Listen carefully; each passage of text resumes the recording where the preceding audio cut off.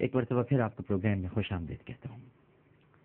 ناظرین کرام، بیٹی نے کہا بابا جان، اچھا جن لوگوں نے اس وقت ہمیں جوائن کیا ہے میں بتا دوں کہ میں حضرت مالک بن دینار رحمہ اللہ تعالی ان کی توبہ کا واقعہ بیان کر رہا ہوں، اور واقعہ مختصراً آپ کو سم اپ کر دوں یا اسے ریکیپ کہہ لیجیے کہ ایک سانپ ان کے پیچھے بھاگ رہا ہے، وہ خواب میں دیکھا ہے انہوں نے، بہت شرابی تھے، شراب پیتے تھے، ان کی بچی کا انتقال ہو گیا اور وہ سانپ سے بچنے کی کوشش کر رہے ہیں۔ ضعیف آدمی بھی ان کو ملا اس سے مدد کی درخواست کی، لیکن اس نے کہا میں قوی نہیں ہوں، سانپ بہت طاقتور ہے۔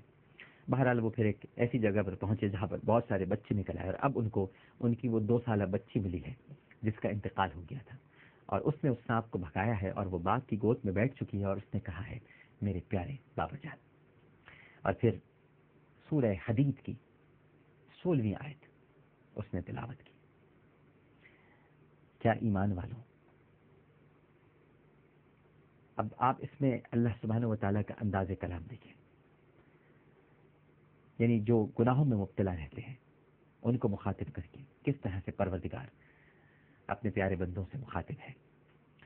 کیا ایمان والوں پر اس بات کا وقت ابھی تک نہیں آیا کہ ان کے دل اللہ کے ذکر کے واسطے اور اس حق بات کے واسطے جو ان پر نازل ہوئی ہے جھک جائے؟ اس کی یہ بات سن کر حضرت مالک بن دینار رحمہ اللہ تعالی ارشاد فرماتے ہیں کہ میں رونے لگا۔ میں نے پوچھا کہ بیٹی کیا تم سب قرآن پاک کو جانتی ہو؟ کہنے لگی بابا جان ہم سب قرآن پاک کو آپ سے زیادہ جانتے ہیں۔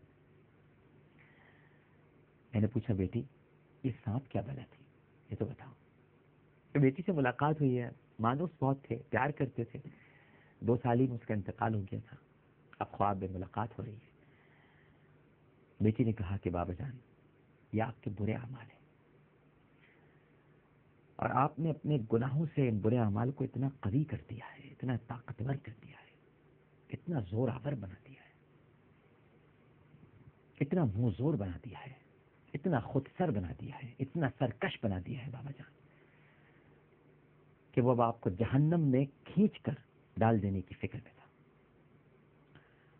میں نے پوچھا اچھا یہ بتاؤ بیٹی، میں اس بات پہ بھی رویا، اور میں نے پوچھا اچھا یہ تو بتاؤ بیٹی کہ وہ سفید پوش ضعیف بزرگ کون تھے؟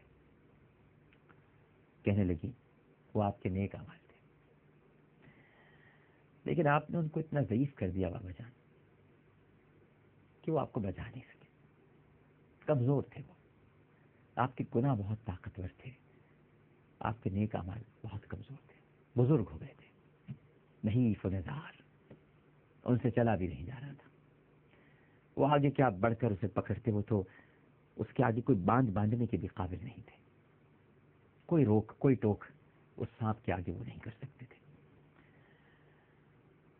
البتہ چونکہ آپ نے کچھ عمل اچھے کیے تھے تو اتنی مدد کی انہوں نے کہ آپ کو بچنے کا راستہ بتا دیا کہ فلاں پہاڑی پہ چلا جا، وہاں مسلمانوں کی امانتیں رکھی ہیں، شاید تیری بھی کوئی امانت ہو جو تجھے بچا سکے۔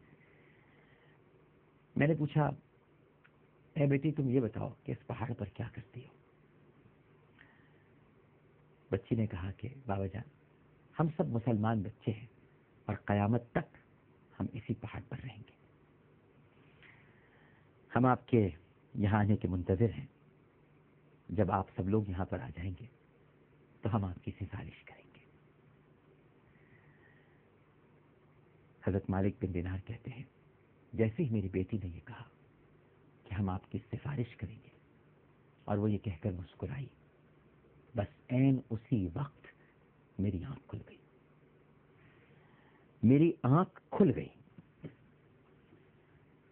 ناظرین کرام یہ حضرت مالک بن دینار کا بڑا تاریخی جملہ ہے، خواب سے آنکھ نہیں کھلی، میری آنکھ کھل گئی، اور سانپ کی جو دہشت مجھ پہ سوار تھی میں نے اٹھتے ہی اللہ جل مجدہ کے بارگاہ میں توبہ کی، اپنے گناہوں پر شرمسار ہوا اور اپنے برے افعال کو چھوڑ دیا، کیونکہ میری آنکھ کھل گئی۔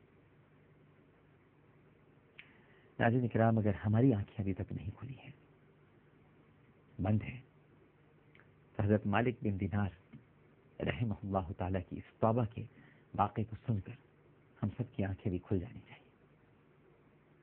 ہم سب بھی خواب غفلت میں ہیں، لیکن ہمیں ابھی تک خواب میں اپنا اژدہا نظر نہیں آیا. ہم سب کا بھی ایک اژدہا ہے، کسی کا قوی، کسی کا ضعیف، کسی کا طاقتور، کسی کا بھی کمزور.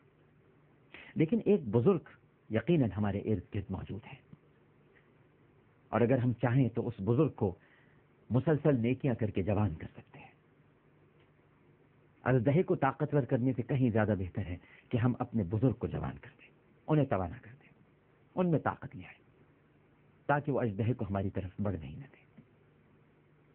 اللہ تعالی ہم سب کو توفیق عطا فرمائے توبہ کرنے کی اور پروردگار کی بارگاہ میں جھکنے کی، اور اپنے گناہوں پر، اپنی معصیت پر، اپنی سیاہکاریوں پر اظہار ندامت کرنے کی.